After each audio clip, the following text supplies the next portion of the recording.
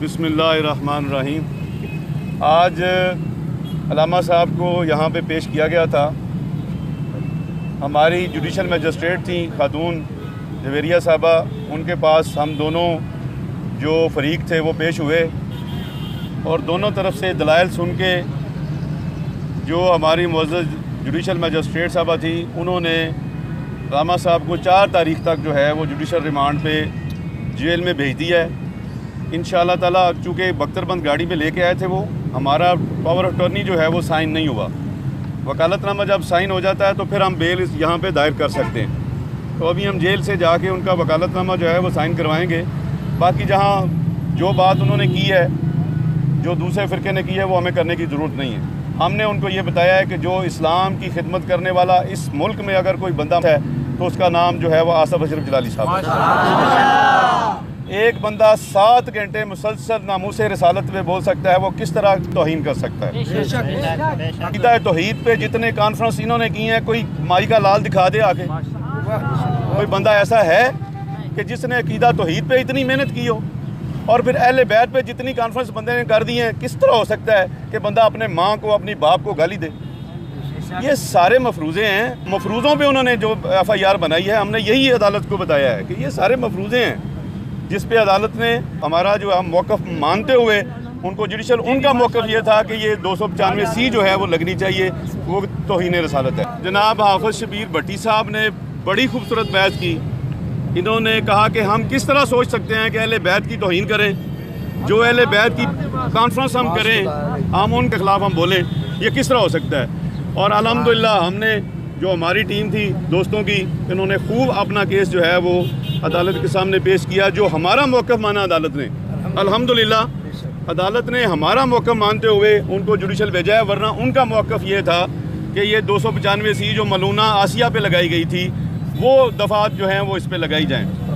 तो हमने कहा कि ये देखें, अगर ये दफ़ात होती तो फिर पर्चा ही इस पर दर्ज होता। अब क्यों दर्ज हो, अब क्यों उसमें ऐड हो, क्यों उसका रिमांड दिया जाए? तो अदालत ने अल्हम्दुलिल्लाह उनको जुडिशल भेज दिया है। इंशाल्लाह बेल भी हो जाएगी। बाकी हाफ़िज़ शबीर साहब भी आपसे जो गुफ्तगू करना चाहते हैं। बिस्मिल्लाहिर्रहमानिर्रहीम। मेरे इंतहाई काबिल एहतराम दोस्त जनाब खालिद मोहल साहब ने जो अदालती कार्रवाई हुई है उससे तमाम अहबाब को आगाह किया है।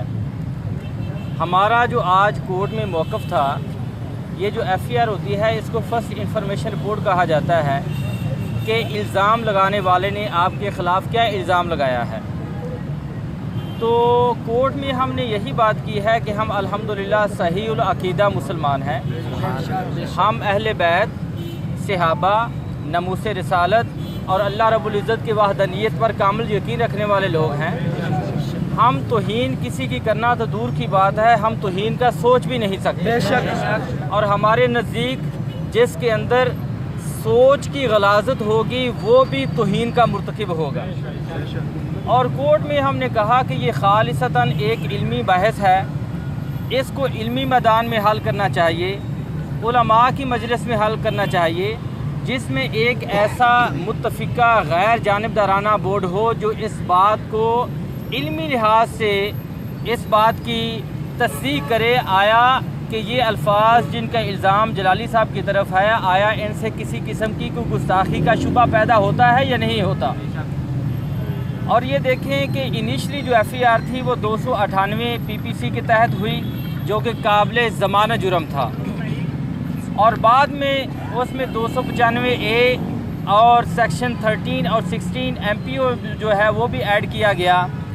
और यहाँ पर हमने जो कोर्ट के सामने बात रखी कि जो IO कह रहा है कि मुझे फ़िज़ी का रिमांड दिया जाए, उसकी कोई वजह नहीं है, रिकवरी का कोई मकसद नहीं है। लिहाजा मेरी कोर्ट ने जो इस्तिदाद थी, मेरे साथ खालिद मोहल साहब थे, उसको एक्सेप्ट फरमाते हुए अपना जलाली साहब को जुडिशल रिमांड पर जो एक प्रोसेस ऑफ लॉ है उसके तहत उनको जेल भेज दिया। तो हम अल्हम्दुलिल्लाह सुन्नीउल अक़ीदा मुसलमान हैं, सहीउल अक़ीदा मुसलमान हैं। हम गुस्ताखी करने वालों के साथ कतई नहीं हैं, ना हम गुस्ताखी कर सकते हैं, ना हमने गुस्ताखी की है। अल्लाह रब्बुल इज़्ज़त से दुआ है कि अल्लाह हमें इंतशार और फसाद से बचने की तौफ़ीक़ अता फ़रमाए, और अल्लाह अहले इल्म का जो इस वक्त इंतशार फैल चुका है, जो तकसीम हो चुके हैं, अहले इल्म को भी इंतशार से बचाए।